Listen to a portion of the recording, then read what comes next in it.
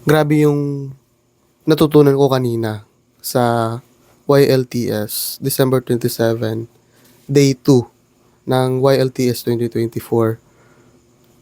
Yung mind-blowing na dadalhin ko siya at magagamit ko siya para mas mapalakas yung faith ko sa paglalakad ko as a Christian. Ako nga pala si Kyle and basically, I'm a Christian. Isi-share ko dito sa video na to ang natutunan ko kanina. Kasi napakaganda ng kwento eh. Napakaganda ng context na nangyari.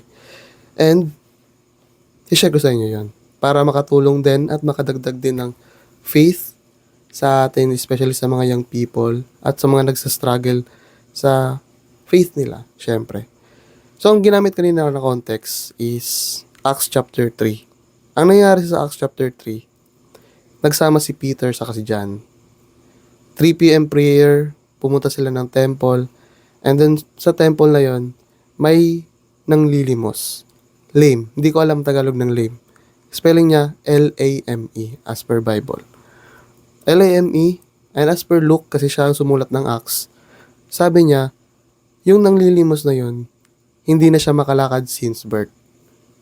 Since birth, araw-araw siya dinadala ng parents niya dun sa temple na yon para manglimos. So, nagre-revolve lang yung buhay niya sa bahay, tsaka dun sa gate na yon na tinatawag na Beautiful. Beautiful lang name ng gate eh. So, andun siya nanglilimos araw-araw. And then, nanglimos siya kay Peter, saka kay John. Tapos, tinignan siya ni Peter. Tapos, sinabi niya sa nanglilimos, sabi niya, wala akong pera. Pagbabasa niyo yung chapter 3, sinabi ni Peter yun, wala siyang pera, wala siyang gold, wala siyang silver. Pero ang sinabi niya, in the name of Jesus Christ of Nazareth, walk. Yun lang sinabi niya. Tapos, kinuha niya yung right arm, pinatayo niya, nakatayo.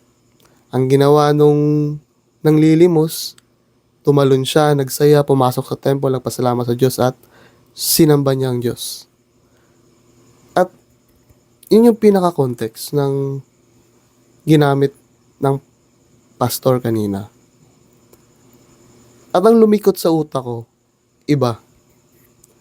Tiningnan ko yung sitwasyon ng nanglilimos at saka yung parang paralyzed situation niya na ako, dati. Na dati naman tayo, incapable, sinner, walang magawa sa buhay, ligaw, diba?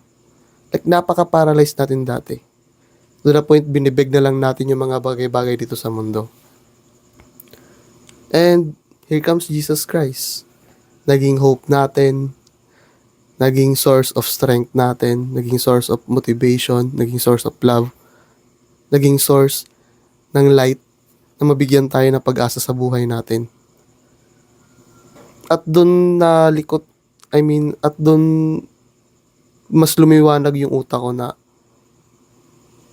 yung buhay natin ngayon or buhay natin araw-araw is a second chance eh. Every day is a second chance para sa akin. Kasi dati tayong incapable, dati tayong walang magawa sa buhay, dati tayong lost. And here comes Jesus Christ na binigyan tayo ng hope. Praising or giving thanks to God is not something that we do it freely. I mean, yung gusto kong maging point dito, ang chance na makapagbigay pasalamat sa Diyos is a privilege. Hindi tayo worthy, makasalanan tayo, marami tayong pagkukulang na as a tao. Hindi tayo worthy enough para kausapin ng Diyos. Hindi tayo worthy enough na at least pasalamatan lang siya.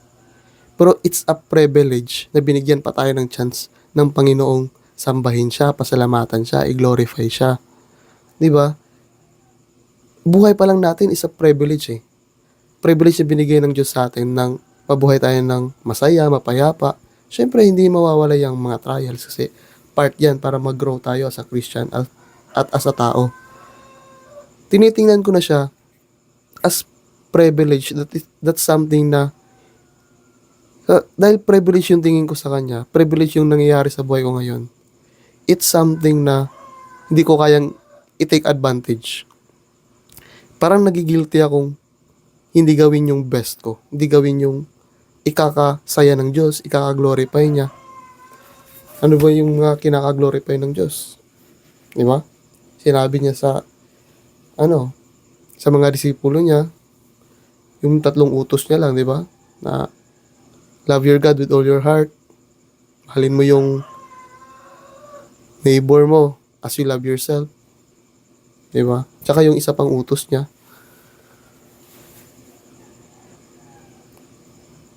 di ko na siya tinitingnan as basta. Napakasayang realization na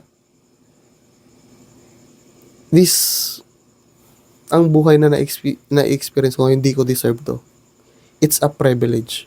It's something na napakasayang kung i-take advantage ko lang yung mga blessings, mga nangyayari sa buhay ko ngayon.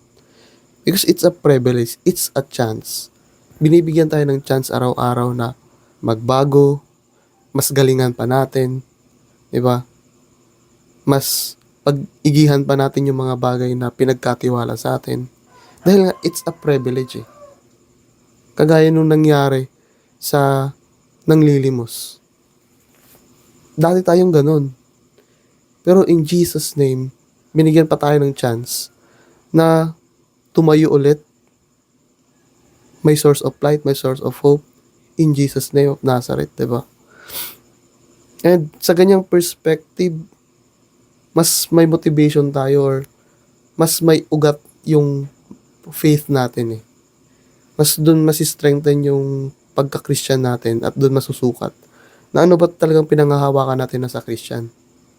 At yun ang pinanghahawakan ko. Everyday is a second chance. This life na na-experience ko ngayon is a privilege and it's not something na deserve ko as someone dahil matrabaho ako, as someone dahil sinisipagan ko. It's a privilege. Ginawa ko lang yung sinipagan ko, ginalingan ko. Ginawa ko na lang yun dahil privilege nga itong nangyari sa akin. At hindi ko kayang i-take advantage at sayangin lang yung chance na binigay sa akin.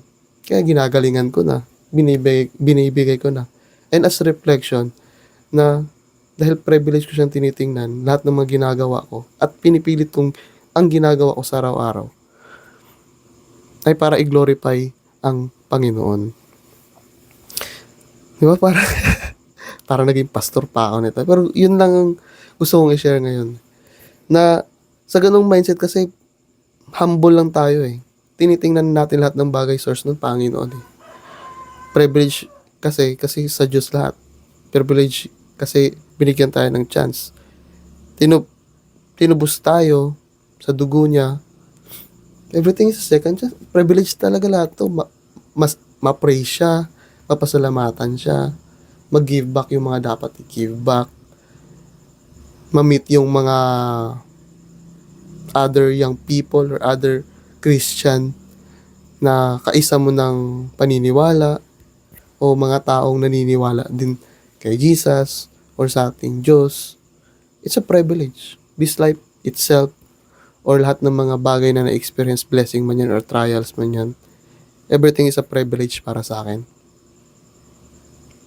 At napakagandang demonstration nun sa Acts 3 at napakagandang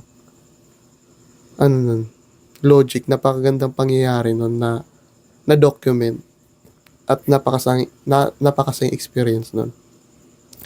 At nabanggit rin doon na lahat ng mga nasa temple sa loob nun, syempre kilala siya dahil sa haba ng panahon na andun siya. At nakilala nila agad yung taong lumakad, ang taong tumayo, nagsamba sa Diyos, na dating nanlilimos lang dahil hindi nakakalakad, ngayon ay sumasamba na sa Diyos. Everything, for me, is a privilege from God. And I can't help but do my best to glorify the Lord that gave me chance, gave me another chance to glorify Him. Yun lang. Stay humble and God bless us all.